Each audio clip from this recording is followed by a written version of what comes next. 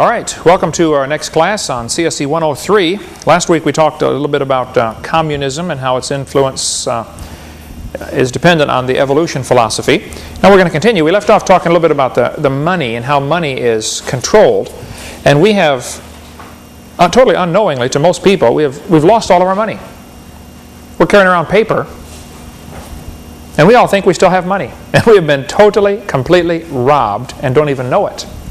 It's absolutely masterful the way they did this by taking away the money and giving us paper. And this was all done, if you missed that, watch the last class, but the Constitution the government's very clear that money is a certain number of grams of gold or silver, real money. Well, we don't get that anymore. We get paper notes. If I said, Steve, I'll buy your truck, I'm going to give you an IOU for $8,000. I give you the IOU and you give me the truck. And you walk around thinking, man, I've got $8,000. No, you have an IOU for $8,000, right? And all of the Federal Reserve notes that we have are IOUs. They are not money. But boy, have we been duped into that one. Okay. Mondex is a corporation that is probably going to be one of the one of the key players in the end times here toward the mark of the beast. Monetary and Dexter, this is what it is. It's a combination of these two words. It's how they chose the name Mondex for their corporation. Webster's Dictionary defines monetary as pertaining to money and Dexter as belonging to or located on the right hand. If someone is ambidextrous, what does that mean? They can use both hands, right? Dexter as relating to the hand. The word ambidextrous means able to use both hands, and Dexter means pertaining to the right hand. So MasterCard has 51% ownership of Mondex. Of course, MasterCard is one of the biggest credit card companies there is. Now think about how the sequence here. You go to the store, you buy something from the store, they scan it over the scanner. It's all done electronically. Then they swipe your MasterCard. A phone call is made. Does this guy really have money? Comes back, yeah, he's fine. Go ahead, accept it. And the store must pay somewhere between 2 and 4% to MasterCard of the purchase. If you buy something for $100, MasterCard makes either $2, $3, or $4, depending on what arrangement they have set up. And they didn't do anything except guarantee that the card was good. And they have pretty high fraud rate, which I'm sure some of their interest, plus the person's going to pay interest on that card. So not only is it the interest you pay on your MasterCard, every time you purchase, the store must pay 2 or 3 or 4 or 5% to MasterCard just for the privilege of letting you do that. That gets to be an awful lot of money if you buy something. We bought a car once, not a new car, we bought a used car for my wife on a credit card. And the MasterCard made a fortune off of that, 2 or 3%. I think it was like $9,000, for this used car, or $10,000, and it amounts to a few dollars. It's just one transaction. So the same phone call. It didn't cost them much of anything. One of the leaders, Robin Kelly, said, "This is the final stage in becoming a global reality," said Robin Kelly of Mondex International. "With MasterCard's backing, there's nothing to stop Mondex now from becoming the global standard." You need to keep an eye open for smart cards. They are coming next. You guys in the military already have a Mark card, which has an enormous amount of information in there. It's a little computer circuit built right into a card. You got yours with you? You got to have it with you, right? Steve, you got yours? That little Mark card. The next step is very simple. It becomes a little microchip, and it's injected in the right hand. I met last night, I was in Little Rock, Arkansas, and I met with, this morning I was in Little Rock, but I met with Carl Sanders. Carl Sanders has been a friend of mine for years. He is one of the guys who helped invent the little microchip. And he travels all over and speaks on this topic. He's a Christian and shows people, look folks, we are very close to the coming of the Lord. 20 years ago, the prophecy that everybody would receive a mark in their hand or in their forehead before you could buy or sell, 20 years ago, that was people laughed at that prophecy. Yeah, right. How are you going to get a mark to buy or sell? And Carl Sanders has a lot of information how the Greek word for mark is etching. And microchips are etched in the silicone. And he goes through a whole series of how it fits exactly what the book of Revelation says is going to happen. Some type of little chip is probably what's going to be the mark of the beast. And it's going to be in the right hand or the forehead. Anyway, smart cards are here. SET technology means secure electronic transaction. Everybody that uses their credit card, of course, wants to make sure, is this secure? Are you going to give my credit card number to other people so they can charge stuff? You know, it's assumed that the card is secure. It's called SET technology. It's interesting they chose that name because Set is the Egyptian god of evil, or Satan. It's just a coincidence, I'm sure, but AT&T Lucent Technologies purchased the franchise from Mondex USA.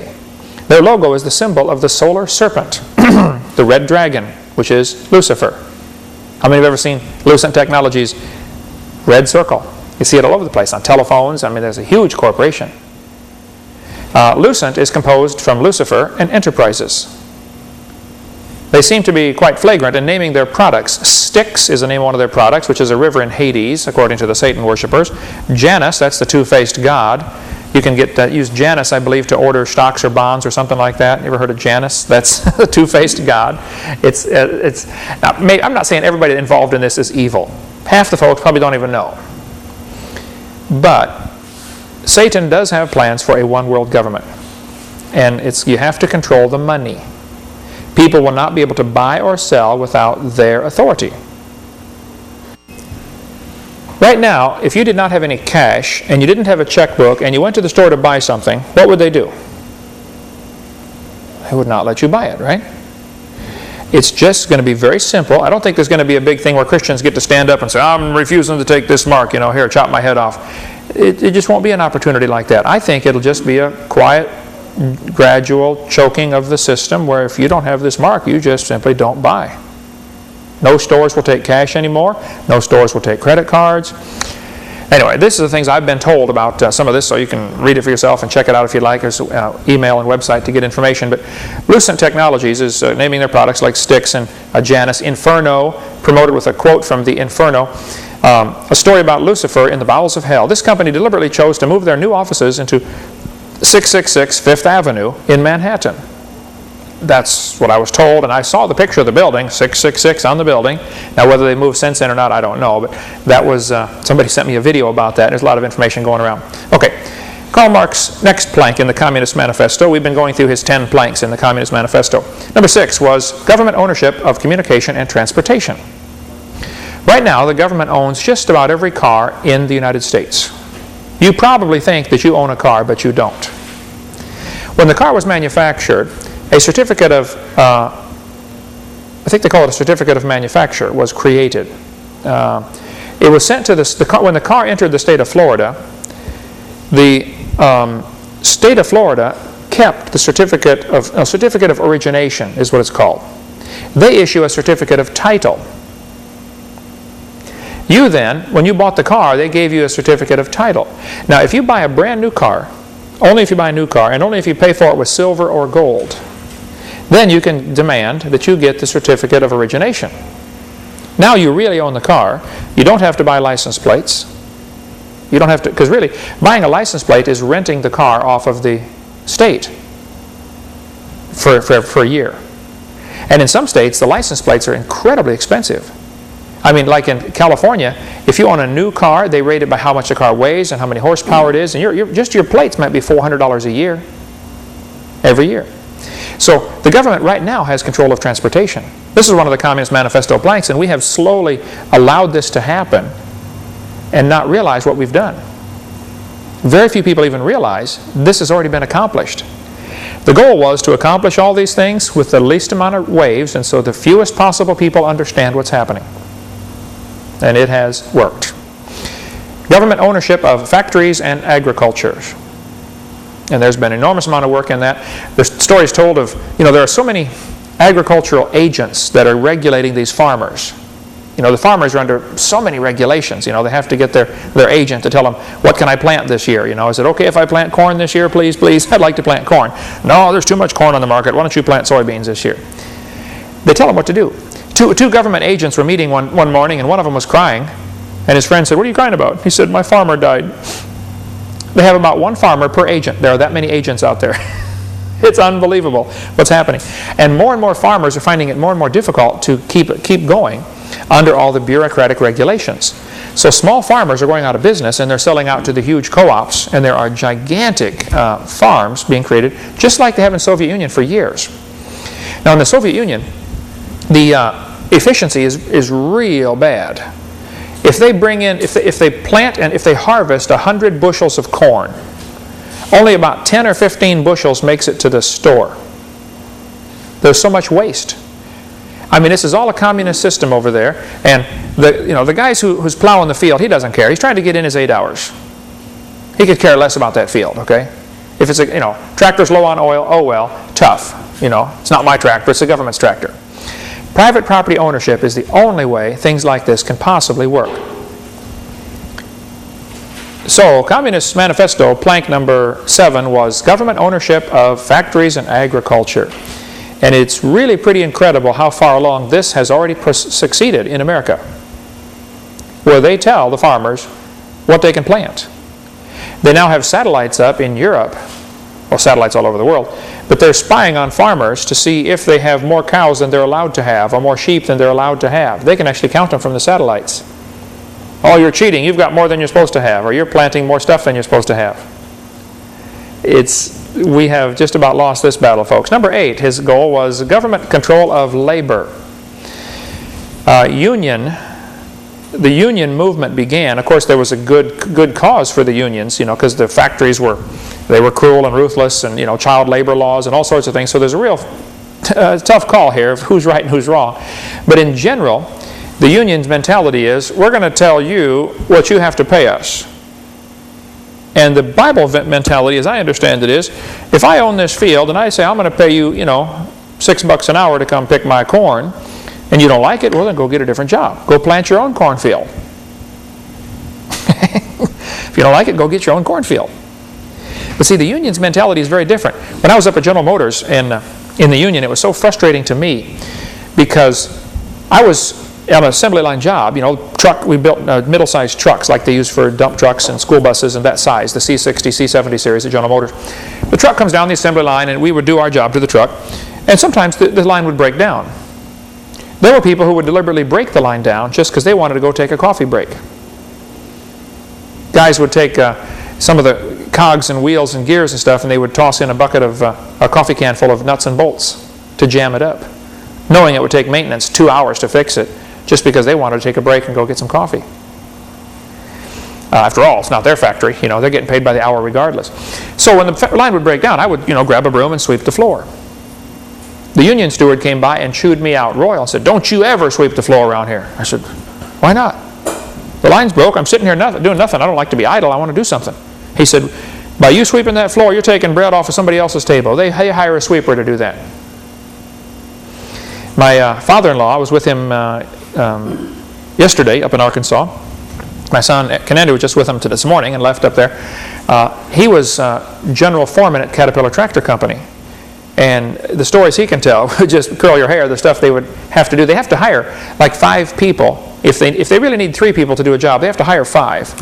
Because absenteeism is so incredible, because the union knows, the people know, hey, they can't fire me without real red tape going through.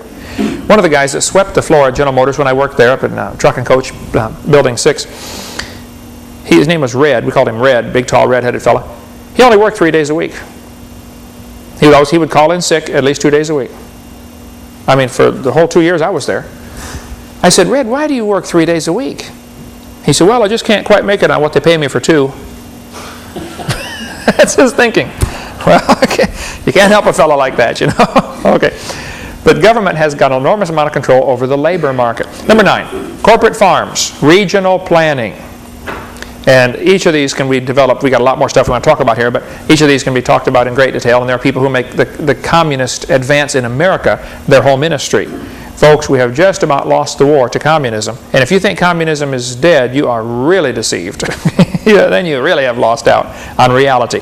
Number 10, free education. This was one of Karl Marx's planks in his Communist Manifesto.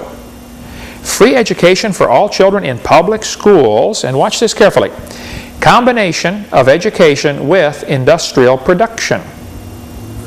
Karl Marx said the purpose of education is to make people good workers good state citizens so they can be productive for the state. How many have ever heard of outcome-based education? School to work. Goals 2000. There are numerous communist-type programs here in America already in place, already working. Kids go to school, and there's going to be a certificate of mastery where you just, after a few years, they're going to tell you what you're going to become. Well, you're going to become a farmer. They don't say it's because you're pretty stupid. All you can do is plow a field. Not that farmers are stupid. Believe me, you got to be really smart if you own your own farm. You got to know just about everything.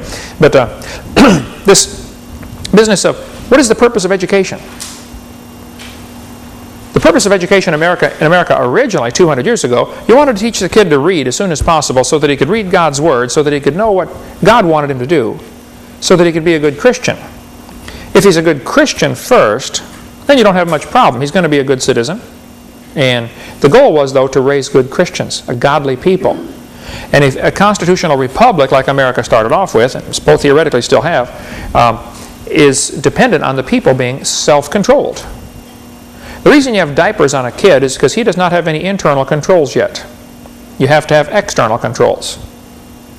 And as a person grows, hopefully they would develop internal controls where they don't need the external control.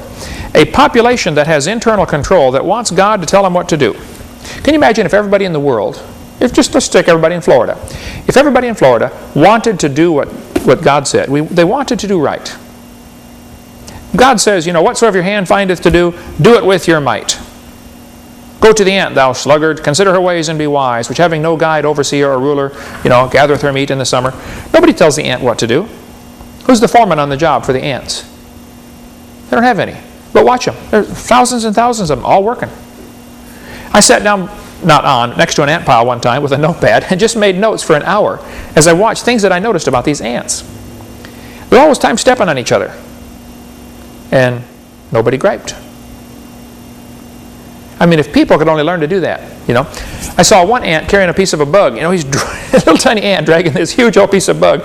He's pulling like crazy. 5 or 6 more were wandering by without anybody saying a word. All of a sudden, they grabbed on and started pulling with him. Nobody's telling them to do this.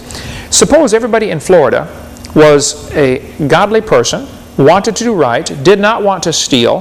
They were honest, and they worked hard. The Protestant work ethic, it's often called. Can you imagine what it would be like living in Florida? You wouldn't need all the rules and regulations, would you? You only need laws. You only need external controls if the people don't have internal control. So one of the goals of communism is to make people wicked, which justifies more external control. Whereas if people are godly, you don't need as much external control. And God, in His wisdom, will generally give a country what they deserve. And I'm afraid America has become so wicked, we're going to get what we deserve, which is probably a totalitarian government. The Bible says, for the transgression of the land, many are the princes thereof. The reason a lot of countries have a lot of bureaucracy is because they're wicked. Basically, they need all these folks telling them what to do. Adolf Hitler said, let me control the textbooks and I will control the state. United Nations sponsored the World Declaration on Education for All in 1990. They called for the nations of the world to adopt a common education system, complete with implementation timetables and recommended curriculum. A world curriculum. Interesting. In our own nation, Goals 2000, School to Work, and the elementary and secondary diapers as profiles of learning, now before Congress, are totally consistent with the One World Government recommendations of the 1990 UN Declaration. That's what Alan Quist said, Minnesota House Representatives. John Dunfree in the Humanist magazine said in 1983, the battle for humankind's future must be waged and won in the public school classroom by teachers who correctly perceive their role as proselytizers of a new faith that will replace the rotting corpse of Christianity. There is a real battle going on. And they decided 200 years ago, the place to fight this battle is in the public schools. They figured we would slowly take over the public schools, take over the curriculum, take over the teachers, take over the teachers' colleges. It started with the teachers' colleges. Some people got in key positions in colleges that teach teachers. And then they train them with this humanist thinking, and this spreads on then, and it has permeated our system. Okay? This fellow said, every child who enters school at age 5 is mentally ill because he comes to school with allegiance toward our elected officials, founding fathers, institutions, government, patriotism, nationalism, sovereignty. All these prove the child is sick because the well individual is one who has rejected all those things and is what I call the true international child of the future. David Pierce at Harvard University said that. In other words, if you love your country, you're mentally ill. You need help. If you believe in obedience to authority, well, you're sick. You need help, you know. A well child has rejected all these things. He's rejected the founding fathers. You know, it's interesting. Go pick up some history textbooks today. Go to the public school, get some history textbooks, and see how much you see about George Washington, Patrick Henry, some of the founding fathers of our country, and see what they say about them. The Gablers have done enormous research on this. Mel Gabler in Longview, Texas. They'll have books and books on this topic. Sometimes textbooks will have a whole page on Marilyn Monroe or Charles Manson and one sentence on George Washington in a history textbook. And they try to make the founding fathers look bad every way they can. Social science book from HBJ, Harcourt Brace Jovanovich Corporation, said, any child who believes in God is mentally ill. That was used in a textbook. Charles Potter said in the Humanism, A New Religion magazine, 1930, education is the most powerful ally of humanism, and every American public school is a school of humanism. What can the theistic Sunday school, meeting for an hour once a week and teaching only a fraction of the children, do to stem the tide of a 5-day program of humanistic teaching? Here we see, clear back in 1930, they were going to try to use the schools to teach the kids humanism 5 days a week, 6 hours a day. John Patterson said, as a matter of fact, creationism should be discriminated against. No advocate of such propaganda should be trusted to teach science classes or administer science programs anywhere under any circumstances. Moreover, if they are now doing so, they should be dismissed. In other words, fire them if they're a creationist. An Iowa professor said, you should fail any student, no matter what the grade records indicate, if the professor discovers the student is a creationist. Furthermore, if the student's department should have the rights of retracting grades and possibly even degrees if the student becomes a creationist later. Wow, he's real open-minded about the subject, isn't he? Mr. Yefremov, David's dad, David does our video editing here. David's dad came to my house a couple years ago and laid his diploma on my desk. He's from Ukraine. He said, Dr. Hovind, here's my high school diploma. I thought, yeah, you got 5 kids, 2 in college, you know. Why are you handing me your high school diploma? But I didn't say that to him, you know. He said, you don't understand. When I was in Ukraine, my senior year in high school, he said, I had good grades. Here's my grade card. He showed me. Over there, they give them a 1, 2, 3, 4, 5. 4 and 5 is, you know, B's and A's. It was all 4s and 5s. He said, I had good grades. I said, yeah, I see that. He said, but we took a quiz, or test, before we can graduate. And one of the questions on the test was, do you believe in evolution? I said, no. They refused to let me graduate. I spoke last week in 4 different churches in Denver, 4 different Russian churches in Denver, Colorado. And I asked the folks, is it true, and most of them are, you know, first-generation immigrants straight from Ukraine or Russia. They've been here 8 or 10 years, most of them. I said, is it true that in Russia or Soviet Union they would not let you graduate from high school if you didn't believe in evolution? They said, oh yeah, that was common. A bunch of them raised their hand. I couldn't believe it. You don't believe in evolution? Sorry, you can't graduate. I guarantee that same type of discrimination is here in America. Now, it's a little more subtle, but there's an awful lot of people. The guy I did the debate with in Ocean Springs, Mississippi 2 weeks ago, he and I debated 2 evolutionists. He was a PhD candidate, excellent grades all the way through. They refused to let him get his doctorate because he was a creationist. His doctorate in biology. Kicked him out of the program. I'd have sued him if it was me. I wouldn't have hesitated, okay? That's discrimination. But it happens. And we've got, when we get to question and answer session, video number 7 of my series, we'll show you some of the people that I have met who have been discriminated against, or people who I've talked to or heard about, who just because they were creationists lost their jobs, lost their educational opportunities, lost government grant money. It's incredible. The communists learned years ago that they can get a few rich folks like Rockefeller particularly, and some others, to use their grant money as a means to advance the cause of communism. See, they will, it's manipulative. they will say, oh, we're going to do a study on such and such, and here we will grant you $2,000 or $20,000 or $100,000 to study this, as long as it goes along with the evolution thinking. What do you think NASA is doing? How much of the NASA budget goes to try to prove life on other planets? Or how much of government funding goes to prove evolution? What if you suggested that we maybe have a grant to try to prove creation? Or to try to prove the biblical account of the flood? It wouldn't go very far at all, would it? Mr. Yefremov was finally sent his diploma 35 years late, because he did the voiceover on my first edition of my Russian series, sent the tapes over to his home country. The government officials there in his town watched the tapes and says, wow, this is one of our boys from our town. That's Eugene on there. Oh, we got a boy from our town, went to America, became a movie star. Send him his diploma. So they sent his diploma 35 years later. This book here, Des Griffin from Oregon, writes prolifically and extremely well-documented stuff on the New World Order.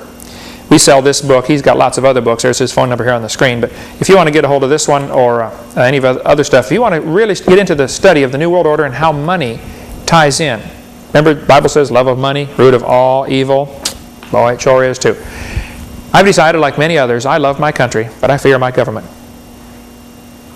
And I think that's the attitude we need to keep. Okay, the communists also have rules for revolution. Now, my understanding is that this document of the 8 rules for revolution was discovered accidentally in 1919. I don't remember the whole story on this, but a fellow was shot and killed, and a communist was, and on in his pocket was this document, which turns out, I understand, has been verified from several sources, that this is the Communist Rules for Revolution. Now, if you have information on that or find information, please send it to me, because I'll put it at the bottom of the screen, you know, where this was from. But I believe it was 1919, someplace in Germany, where a communist spy or soldier or somebody was shot and killed, and this document was discovered. Regardless of its authenticity, the concept is certainly correct. Here's what they plan to do. Number 1, corrupt the young. Take a look around America, see how things are going. Number 2, break down old moral virtues. Things are now shown on TV that you would have stormed the Capitol 20 years ago. I mean, if somebody, Elvis Presley was not allowed on quite a few TV shows because he shook his hips. I mean, that was just taboo. That was just 40 years ago. We've come a long way, and it's been downhill. All right? Number 3, communist rules of revolution encourage civil disorders and a soft government attitude toward crime. Boy, have we got that. Now they've got this 3 strikes and you're out. Well, how about 1 strike and you're out? See, the problem with I don't see, according to Scripture, where we shouldn't even have jails and prisons. We shouldn't even have them. How many people, what does it cost to lock a guy up for a year? You know, it's about $60,000, I think, average, somewhere in there, for each prisoner. The system in the Bible is very simple. If somebody steals something, he pays back 4 times as much. Well, that ought to be a deterrent. Right? And for certain crimes, you're executed. That ought to be a deterrent. Certainly to him, anyway. And that system, the beauty of it is its simplicity. It just flat works. Now, some have argued, well, look at what if somebody gets executed for a crime, you know, capital punishment, and it turns out later they're innocent. That certainly has happened. The Bible had a very clear system. Nobody gets executed unless there's 2 witnesses. At the mouth of 2 or 3 witnesses. So, if a murder is committed and there aren't 2 or 3 witnesses, you might prove the guy guilty of murder, and there might be some things you can do there, but he can't be executed without witnesses. So that way, that's a fail-safe method, I think. And Ray Comfort in California, my crazy friend Ray Comfort, has a great message on that. You can get a hold of raycomfort.com and get some of his. He's got tremendous messages on. You never met him, have you, Eric? You need to go out there and meet him. Next time you're in Southern California, you got to meet Ray Comfort. The guy's, he's crazy. Anyway, number 4, divide the people into hostile groups. Get them to argue about subjects like race or religion. You know, break them up so they're arguing with each other. This makes them ineffective as a team, and easier to take over for communism. Number 5, get the people's minds off their government. Focus their attention on athletics or sex. In 1896, the first Olympics, only 311 athletes participated. How many channels right now? Let's say you're flipping through the channels and there are, 40 channels on a cable program. How many of those channels are devoted to athletics or sports of some kind? 4, 5, 6 whole channels just for sports? We've gone nuts on sports. Now, there's nothing wrong with sports necessarily, but the sports is a distraction. It's a tool to keep us distracted where we don't think about what's happening in our government. And it's working very well. Here's an advertisement for a 50-inch TV. It said, "Football is a religion. Build a nice church." And this is the attitude some folks have. Okay, number 6, get control of all the media, like CNN, the Communist News Network, with Ted Turner and Hanoi Jane. And praise God, I understand she's been saved. That's great, okay? Thrilled for that. Ted needs it. Ted needs it also. But controlling the media, can you imagine if you were told 60 or 80 or 100 years ago, your job is to get control of all the newspapers in America? Well, how would you do that? Well, they decided what they could do. The communists had a meeting, or the one world-minded folks had a meeting and said, they looked at all the newspapers in America. Everybody was independently owned. And they said, there's 25 key papers. If we can gain control of these 25 papers, we can probably either put the others out of business or cause them to have to merge with us or gradually buy them out, competition. Rockefeller hated competition. He said competition is a sin. That was his attitude toward it. Rockefeller with Standard Oil had, I think, a 90% monopoly of gasoline sales in America before the government made him break it up, broke up the monopolies. You studied that in history class. Rockefeller would go into a town, and if there were 10 gas stations, he would buy as many as he could, hopefully at least 6 or 7 or 8 of them. There was always a few, 2 or 3, that just refused. This was my granddaddy's, station, and we're not selling. I don't care what you offer us. We're not selling. Okay? So if gas at that time was selling for 20 cents a gallon, Rockefeller would tell all the stations in town, the ones that he owned in that town, I want you to sell it for 16 cents a gallon. Less than the cost of buying it. They'd say, "Boss, it costs us 17 cents to buy it. We sell it for 20. We make 3 cents. He'd say, "Sell it for 16 for the next 3 months." He would lose a lot of money for 3 months. What would happen to the other 3 stations? Go out of business. Now he owns every gas station in town. So guess what happens to the price? Up to 23 cents a gallon. You got to make the money back, that we lost. I mean, that's the type of thing they did. And the government got involved, right or wrong, I don't know, but they did, and tried to break up some of these monopolies. Okay, David Rockefeller of the Rockefeller dynasty, Grandpa John D. Rockefeller was the one who started this. John D. Rockefeller, if you read the story about John D., it'll just blow your mind. The guy lived to be 90 years old, but 90-some years old. He, absolutely ruthless man in many ways, particularly in business. But he started this Rockefeller dynasty by selling oil as medicine. Hey, take a spoonful of this crude oil, drill it out of the ground. Drink a spoonful of oil, make you live longer, Snake oil salesman. And developed a huge monopoly, a huge amount of money selling oil.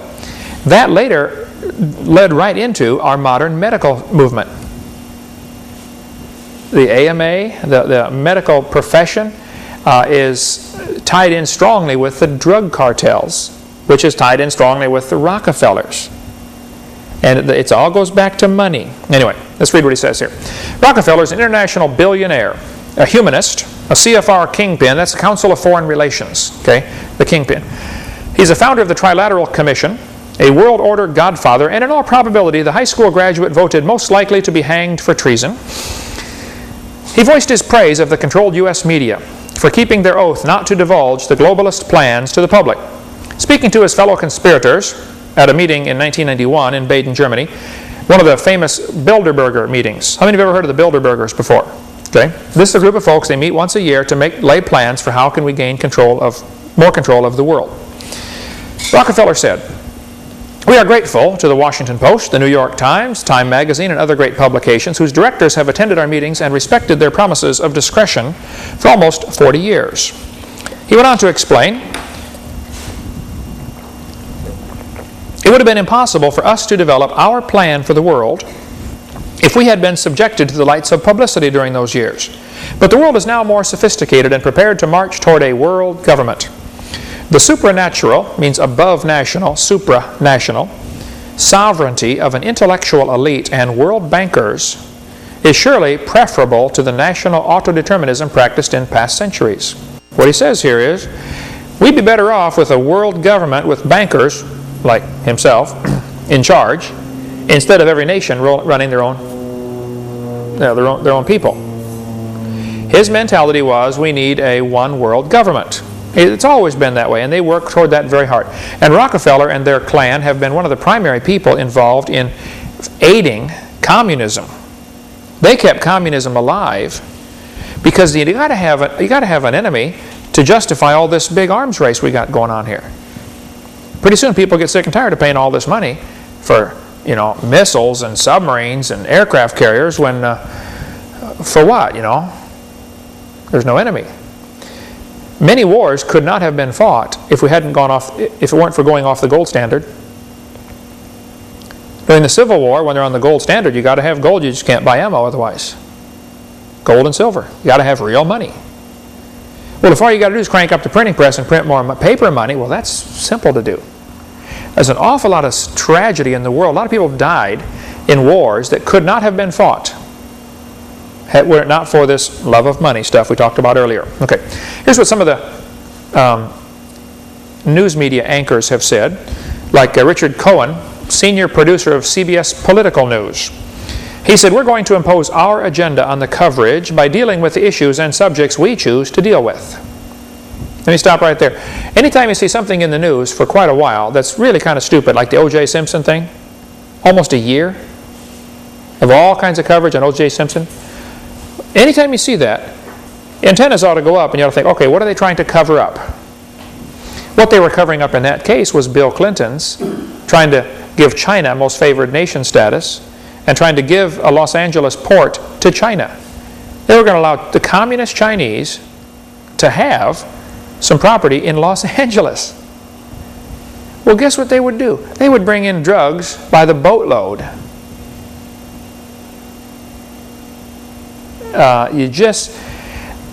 So many folks that have whole ministries dealing with what's happening, United Nations, and Chuck Baldwin does a great job on that. You heard me on his program the other day. He said he can give you lots more information on this. Okay, here's President of CBS News, Richard Salant, former president. He said, our job is to give people not what they want, but what we decide they ought to have. Manage the news for them, just like in the Soviet Union. The New York Times is deliberately pitched to the liberal, that's socialist, point of view. New York Times, certainly a liberal paper. News reporters are certainly liberal and left of center, Walter Cronkite said. He should know, he's one of them. Barbara Walters said, the news media in general are liberals, socialists. Number 7, rules for revolution, destroy people's faith in their leaders. Wasn't hard to do here for the last 10 years, was it? Joseph Stalin this is attributed to him. I can't prove that he said this, but many people say that's right. Okay? He said, those who cast the votes decide nothing. Those who count the votes decide everything. A man spoke here in Pensacola at the Shoney's Inn out Highway 10, Interstate 10, and by Shoney's restaurant. He spoke several years ago on voter fraud. I went out to hear him speak. He said that they had gone during the primary when Pat Buchanan was running to be presidential candidate. They suspected voter fraud because every place the votes were hand counted, Buchanan won. If the computer counted them, Bob Dole won. So he said that they went to some place where they have these voting machines. After the primary's over, Bob Dole won, and then lost the presidential race. They went to this place and they got 10 ballots and marked them all. Pat Buchanan, Pat Buchanan, Pat Buchanan. Fed them into the machine. 6 of them registered for Bob Dole.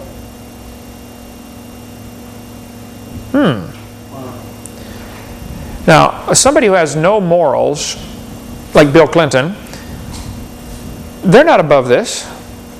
Figure out some way to get into the voting system and control it. And all the people think, well, I voted for the right guy. Yeah, but your vote didn't do anything. So really, all you need is a few people in key places who can control who's counting the votes or how they're counted. Or better yet, what if you just got to the people in Mexico that create the voting software that counts the votes? But the computer's going to count it? Well, computers, garbage in, garbage out. Suppose you could write the software in such a way that all you had to do was give it a secret code and it would make the election come out the way you wanted it. Many people think that is what's happened. That has been what has happened here in America. Number 8, calls the registration of all firearms. You want to control a country, you have to have people unarmed. All the lions got together for a conference one day and voted that, certain animals have horns that are just too dangerous. They should not be allowed to have horns that are quite that dangerous. We should trim those horns way back and round them off and maybe put some safety tips on the end. Wouldn't the lions all vote for a bill like that? Sure. Of course they would. What's happening is we've got a bunch of people who want a one-world government. They're meeting trying to put rules and regulations on gun control. And their motive is make us unable to defend ourselves. We'll talk a little bit more about gun control right after a quick break here and show you the Hovind attitude toward gun control coming up soon. Thank you. All right, let's talk about gun control. It is attributed to Vladimir Lenin that he said, one person with a gun can control 100 people without one. All you got to do is look at any concentration camp or prison, and you see this is exactly correct. Picture this scenario. You're in the bank waiting to cash a check or something. A guy walks in with a gun and says, everybody lay on the floor. Well, everybody lays on the floor. He has the gun. Now, picture this scenario. Everybody in the bank has a gun. Everybody's carrying a concealed weapon. They don't want to hurt anybody. They just want to protect themselves just in case, so they're all carrying a concealed weapon, like I do most of the time. Somebody walks into the bank, says, everybody lay on the floor. So 100 people pull out their gun. Sir, you lay on the floor. Right? That's all it takes. Gun control is not about guns, it's about control. Lenin called for disarming the people. Stalin called for gun control. Hitler called for gun control. See, gun control goes back to the basic idea of, I have power over you. I have the gun, you don't. You do what I say. I am in control, which goes back to Satan's basic idea of, hey, ye shall be as gods. And whoever has the power, has the control, they feel like they are God in that situation. And the American government has done a wonderful job of getting bigger and better weapons, and we can certainly control during wartime. We dominate. And you guys are in the military, and I think our military system is wonderful. It's great. But what if the wrong people get in charge of it? Then we're going to dominate who? Who gets dominated? Us. Yeah. It's going to be used on us. There's a website about this, members.localnet.com /BobG/IFA6 if you want to get more information on that. Don Boy is a good friend of mine, was a member of Indiana House Representatives, lives in Ringgold, Georgia, near Chattanooga, Tennessee. He travels and speaks on creation, and really, really smart fella. He said gun control is not about guns, but it's about control. He said you might be a liberal if you don't trust honest Americans with automatic weapons, but you do trust the federal government with them. He said you might be a liberal if you think guns are the cause of crime, but you don't think matches are the cause of arson. Think about that. You might be a liberal if you think the death penalty is government-sanctioned killing, but you don't think a prison sentence is government-sanctioned kidnapping. That is a good one. You guys are a thinker. I love these, the way he thinks, I say, wow, why didn't I think of that, A Second Amendment to the Constitution was very clear. A well-regulated militia being necessary to the security of a free state. The right of the people to keep and bear arms shall not be infringed. So if Congress passes a law that bans people from owning machine guns, that law is null and void. It is a violation of the Second Amendment. A law is null and void from the moment it is passed. if it violates the Constitution. So you don't have to wait until it's proven unconstitutional. It's unconstitutional right away. You cannot violate the Constitution.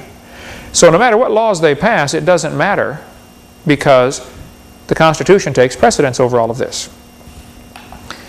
The purpose of the Second Amendment was not so we can go duck hunting. It's so we can protect ourselves from our own government if need be. I saw the videotape of a lady testifying before Congress. They were debating about gun control. She sat there in front of all these guys, you know, these senators who wanted gun control, and she said, I was in the restaurant in Texas when the man came in shooting people. Was that Luby's restaurant? Yeah. She said, I was in there with my mom and dad. They were having their 40th anniversary. Dad had taken mom out for 40th anniversary dinner. The guy came in, began shooting people, shot my father in the head. He was laying there dying, and my mom was holding him in her hands, and the guy's still going around shooting people. And I said, Mom, he's not looking, let's get out of here. And we had a chance to escape. So I grabbed Mom, pulled on her and said, let's go, Mom. And she said, I ran out the door. I turned around and realized Mom hadn't come with me. The gunman went over, shot my mom point blank in the head and killed her. She said, I'm not mad at the guns. She said, and you guys are debating on gun control. Please do not vote for any gun control. We don't need gun control. We need criminal control. She said, we need guns in America. The purpose of the Second Amendment was so that we can protect ourselves from you guys. And she pointed right to him. I thought, yay, somebody finally figured out why we have the Second Amendment. The purpose of the Second Amendment is the last defense if the government goes bad. The Founding Fathers were sharp. They had just come out under the rule of King George. And the only way to keep government in line is for government to fear the people. See, if the people fear their government, you now have tyranny. If the government fears the people, you can have freedom. The government ought to be afraid to pass laws and afraid to do things that are unconstitutional, because there's too many patriots out there that love their country and love their freedom. Many animals that eat grass have big horns. What do you need horns for when you're eating grass? Does that help him eat the grass? No. All he wants to do is eat the grass, right? But the lion keeps jumping on his back. He doesn't have the horns to help him eat the grass. He has the horns to keep the lion off his back so that he can just eat the grass. We've always had guns around our house, lots of them, and they're always loaded. I didn't tell my kids, pretend like it's loaded. It was loaded. It is. An unloaded gun is just a club. And when I pick it up, if I got to shoot it, I want to be ready to shoot it. I don't want to say, hold on, sir, I got to find my bullets. You know, like Barney, where's my bullet? Man, they're in it. They're ready to fire. Pick it up, flip the safety off, and hit the trigger, and go. You know, and there's guns everywhere. And my kids have grown up with that, and they started shooting when they were 3 years old. You know, I wanted them to be good shots. They knew real well, don't touch that gun or Daddy is going to spank you, and you won't forget that one for a long time. I tell you when you can touch the gun, okay? I don't want to shoot anybody. Honestly, I don't. Never have. Hope I never have to. I have guns because there are some people that want to come, you know, hurt my family. I just want to protect my family, that's all. I'm like the bull. I don't want to hurt anybody. I just want to eat the grass, but if you jump on my back, you're going to get it. Period. I think that's the right and godly attitude. As I understand Scripture, there are two kinds of wars, basically. There are wars of aggression, where you're trying to take over somebody else's property. That's wrong. Then there are wars where you just have to defend yourself because somebody else is having a war of aggression against you. Now, if you are the aggressor trying to take somebody else's land, you're wrong. Okay? They ought to shoot you. They have a right to shoot you. It's called self-defense. But if somebody's coming to take away my property or harm my wife or my children, I have a right to defend myself. That's a universal common sense law, the right to self-defense. And that's what guns are about. And gun control is going to be slow, gradual choking down where you no longer have the ability to defend yourself. The Lions held a conference to outlaw horns on animals. They said it was dangerous to allow these untrained animals to have such dangerous weapons. They cited examples where some animals had been accidentally harmed by horns. We need to outlaw horns on the animals. Well, why would the Lions hold a conference like that, do you think? Obviously, they have an ulterior motive, don't they? Remember when the kids got shot in Colorado? Right away, the liberal media jumped on the gun control issue, didn't they? Those kids broke 18 gun laws breaking into that school, or going into that school, shooting everybody. They violated 18 gun laws. Do you think 2 more gun laws would have helped? How about 10 more? Maybe 20 more? They don't care. Criminals don't care about the laws you pass. The purpose of those laws is only to get the honest citizens to become criminals by breaking those laws. Liberal media jumped on gun control. You know, maybe the real issue is, should we have public schools? Should we teach the kids evolution? That's what caused that gun control thing, or caused the Columbine shooting. Those 2 kids were strong believers in evolution. They did the shooting on Adolf Hitler's birthday. We'll get into more on Hitler in a little bit. They shot Isaiah Shoals just because he was black. They shot Cassie just because she believed in God. Eric's t-shirt said natural selection. They spoke German to each other in the hallway. Nothing wrong with German, ich spreche ein klein bisschen Deutsch. But this was a evolution. Evolution was the foundation philosophy behind what happened at Columbine High School. I'm convinced of that. See, blaming guns for Columbine is like blaming spoons for Rosie O'Donnell being fat. It is not the spoon's fault. Okay? And it's not the gun's fault that those kids got shot. It's the person's fault. Okay? I love that. Somebody sent me that picture of the back of a van. Some guy driving around with that on there. That's so good. I thought, why didn't I think of that? You know? Maybe the real issue is, should certain criminals be publicly executed? If executions were swift and public. In the Bible, it's a pretty neat system. The offended person gets to be involved. You throw the first stone. I mean, if somebody murdered your wife or husband or kids, there's a normal, natural anger that gets inside of people. That's normal. I'm angry. Look what they did to me. And the proper godly response, the release of that, God knows, He made people, He knows what we're built like. He did the whole thing, okay?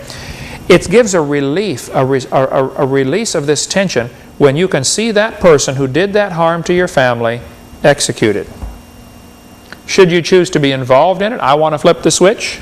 Okay. I want to throw the first stone. This gets the anger out. Maybe you saw the movie Forrest Gump, you know, where the lady at the end of the movie, she's throwing rocks at that house, you know, that her dad molested her in. And old Forrest said, sometimes there just aren't enough rocks, you know. There's just something in people that they just want to get closure. And this causes closure. How many people right now tonight, they were harmed, or someone in their family was harmed, the person who harmed them is sitting in jail. That person tonight is a nervous wreck, thinking that person in jail might escape. Right? How many women have been raped? The guy who raped them is in prison, scheduled for release today. I sat yesterday and had dinner with 3 Arkansas representatives, and they were talking about, you know, this. They're talking about, one of the guys introduced a law to make rape a capital offense where you get executed. Execute people for rape. And one of the other congressmen says, well, that didn't take away their life. He said, yeah, it did. That did take away their life. Think about it. Yes, it does. Okay, maybe we should think about, should all law-abiding citizens be required to carry guns to protect themselves? Suppose every teacher in Columbine High School was required to be armed and the kids all knew it. Do you think they would have gone down the hall shooting everybody? No. One of the auto parts places, it wasn't AutoZone, but DAPS or one of those, I forget, national chains, decided that they're going to have signs put on all their doors, no guns allowed. No guns allowed on these premises. What does that sign say to a criminal? That says, rob me. Doesn't it? Duh. You don't need to be a genius to figure it out.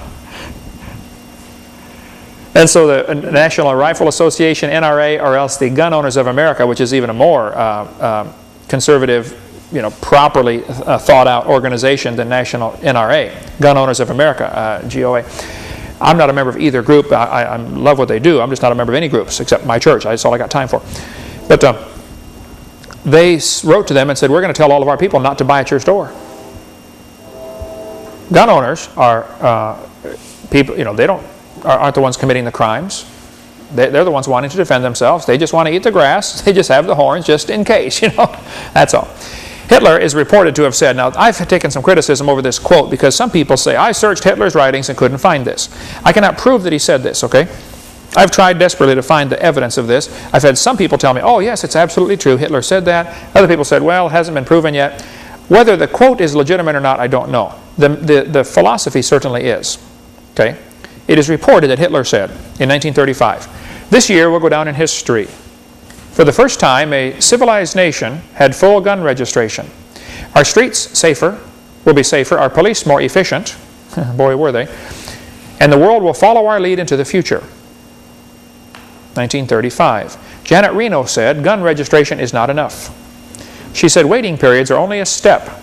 Registration is only a step. The prohibition of private firearms is the goal. Howard Metzenbaum, former senator from Ohio, said, what good does it do to ban some guns? All guns should be banned. Little Howard gets robbed a few times. He'll change his tune, right? Sarah Brady, you've heard of the Brady Bill?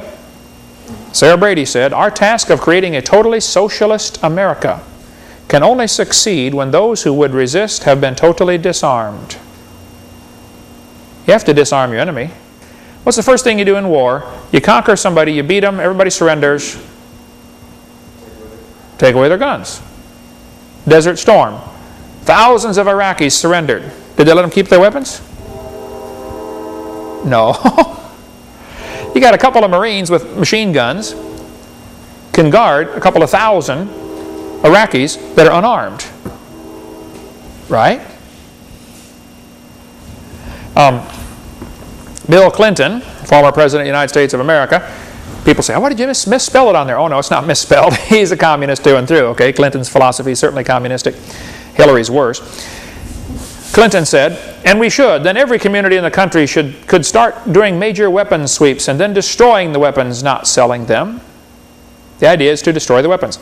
Australia had gun control. In the first 12 months after Australian gun owners surrendered their guns, this was a couple years ago, they surrendered 640,000 personal firearms. They were destroyed. Cost the government $500 million to destroy the guns in Australia. Homicides nationwide went up 3.2% after gun control. Assaults are up 8%. Armed robberies are up 44%. Well, I thought they took away the guns. How can you have armed robberies? Well, duh. You think the criminals are going to surrender their guns? Are you dumb in any other area? In the state of Victoria, homicides with firearms went up 300%. Figures over the previous 25 years show a steady decrease in armed robbery with firearms. There's been a dramatic increase in break-ins and assaults of the elderly since they banned the guns. What's the average criminal thinking? Let's see, nobody has guns anymore. Everybody's an easy target, right? In 1911, Turkey established gun control. For the next 6 years, 1.5 million Armenians, unable to defend themselves, were rounded up and exterminated, killed. 1929, Soviet Union established gun control. Over the next 30 years, 20 million dissidents, unable to defend themselves, were rounded up and exterminated. 20 million people. Do you know how many that is? Jews are prohibited from carrying firearms and ammunition according to a Nazi gun control decree in 1938. Germany established gun control in 1938. They had gun registration first. Now gun control. They decide who gets them. 1939 to 1945, 13 million Jews and others were unable to defend themselves and were rounded up and exterminated. Brian works in our ministry. He can give you lots of details on what happened here, but when the Warsaw Ghetto decided, they're killing us, let's go fight them. They only had like 5 guns. Most of the Jews had never touched a gun, had no idea how to use one. Only a few people even knew how to use them. They put up a horrendous fight against the Nazis, I mean, in an extremely lousy situation. They're going to get killed anyway. Go down fighting. Okay?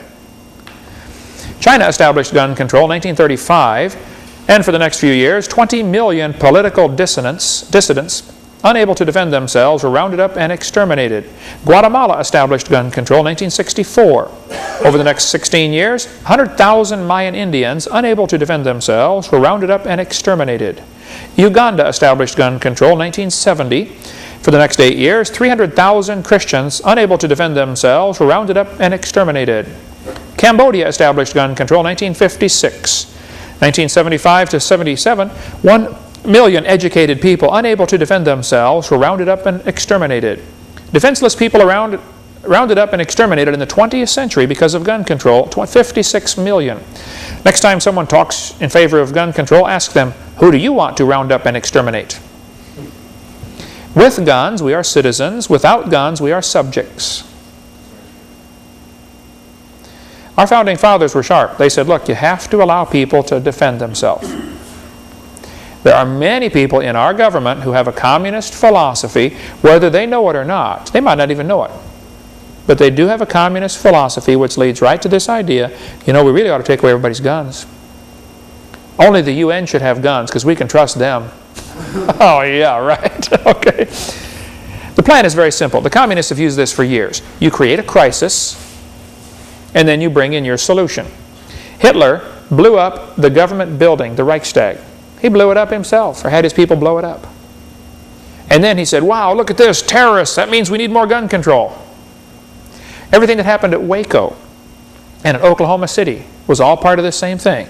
It was purposely done to cause people to panic and give up their rights and establish more gun control. Long stories can be told about that, okay? Communist definition of peace is simply the absence of resistance. When everybody quits fighting, then we have peace. Surrender your guns and we'll be fine. Karl Marx, the father of communism, wanted to dedicate his book to Charles Darwin. He sent a copy of his book, Das Kapital, to Charles Darwin, and on the front page he wrote, dedicated to Charles Darwin from a sincere admirer, Karl Marx, 1873. Karl Marx knew full well communism couldn't survive without evolution as a philosophical base. I read somewhere, I don't remember, I think it's in The Long War Against God, Karl Marx, when he read Darwin's book, he wrote a letter to Engels, who supplied all of his money, because Marx was a loser, never worked a day in his life. He said, Engels, I just read this book by Darwin. This is perfect to justify our theories of communism. Well, all through his speeches, Karl Marx referred to evolution. Notice this. Marx often bowled over opposition with mountain-moving declarations of superconfidence. Historical evolution is on your side, he shouted to followers. Capitalism, brought into being by the laws of historical evolution, will be destroyed by those same laws. All you got to do is read through Karl Marx's stuff and you'll see him referring to evolution over and over again. This was the philosophy. Comrade Stalin, communist, entered school. He went to a Christian school as a child. While still a pupil at the ecclesiastical school, Comrade Stalin developed a critical mind and revolutionary sentiments.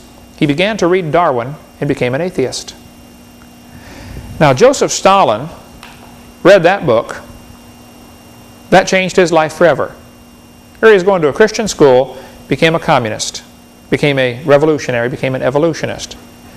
Missionaries have said, when they work in a country like China, when the communists came in and took over China, missionaries were all over China. They reported the first thing the communists came into the villages and did was start teaching the kids evolution. They didn't teach them communism, taught them evolution first.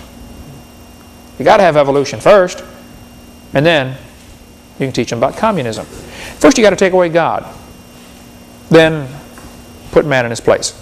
Joseph Stalin killed between 60 and 100 million of his own people. You ought to read any of the books by Alexander Solzhenitsyn.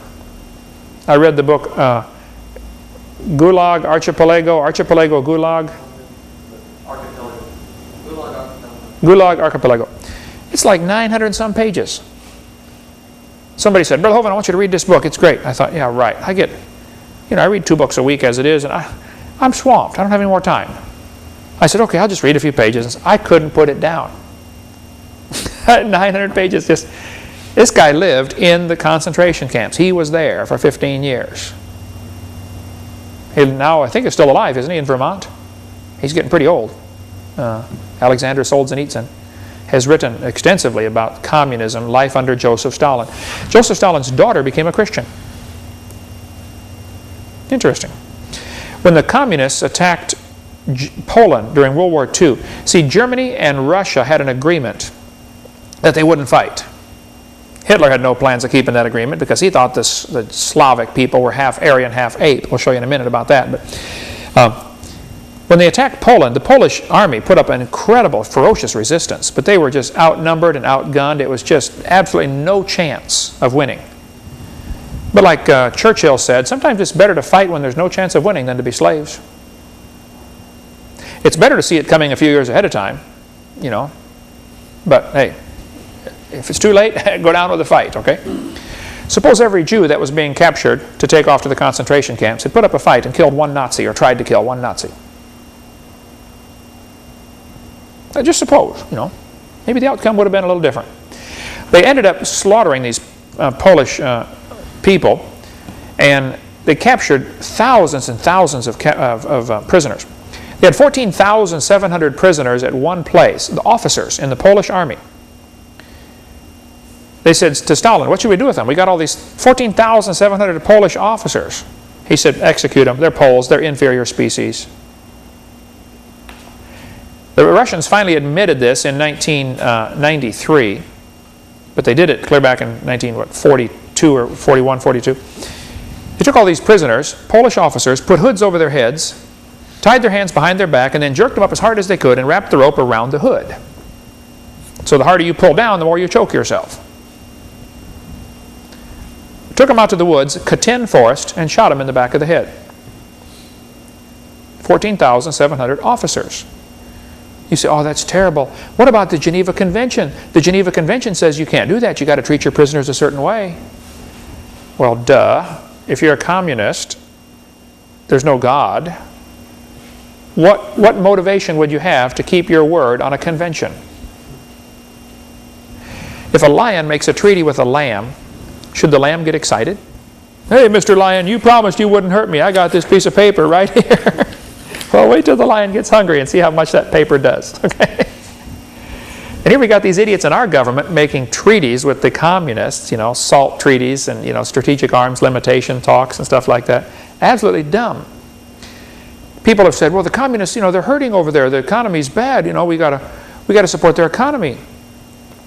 Okay, well, let's buy their tanks and their battleships at 10 cents on the dollar. You got paid $40 million for that? We'll give you $4 million. Well, forget it, it's worth $40 million. Well, that's okay. When you get hungry, come see us. You can't eat that tank, you know. Pol Pot, dictator in Cambodia, executed 1/3 of his entire population. The movie Killing Fields is about this. It's a bad movie, but it truly depicts what happened. People were killed just because they wore glasses. Because he figured, oh, you wear glasses? You must know how to read. You're educated. That's what communism did to Cambodia. The guy that works at Camera America, a year ago, and I was in there one time. He may not still work there. I said, hey, he just had a slight accent. I said, where are you from? He said, Cambodia. I said, really? How'd you get to America? He said, I barely escaped. He said, everybody in my family was killed. Lost my mother, my father, my brothers, my sisters, my aunts, my uncles, my grandparents. I'm the only survivor. Here in Pensacola, working at Camera America.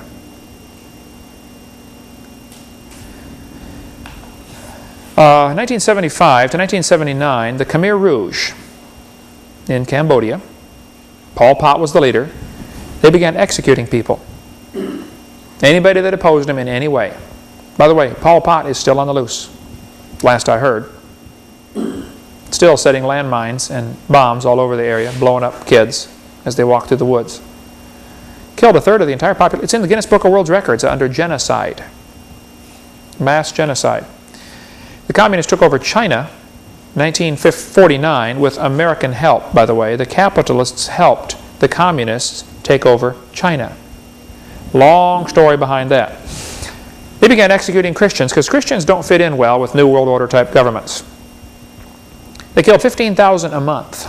60 million Chinese were killed by their own government. And if there's a takeover in America, you'll see the same type of slaughter here of American citizens by the American government. And there's all sorts of people who have been doing research on this about the concentration camps that are already being built. And the plans already being laid at the Amtrak station in Indianapolis, where they remodeled that to be a transportation hub to bring the people in when they don't go along with the system. We'll cover more on that next week. We'll take up more about communism and how it ties in with Nazism and Adolf Hitler and his book, Mein Kampf. You want to read something interesting, you ought to read Hitler's book, what he wrote about his philosophy of life. We'll see how that affected things starting next week. Communism, evolution, Nazism, it all ties together, folks. It's all rejecting God. See you next week.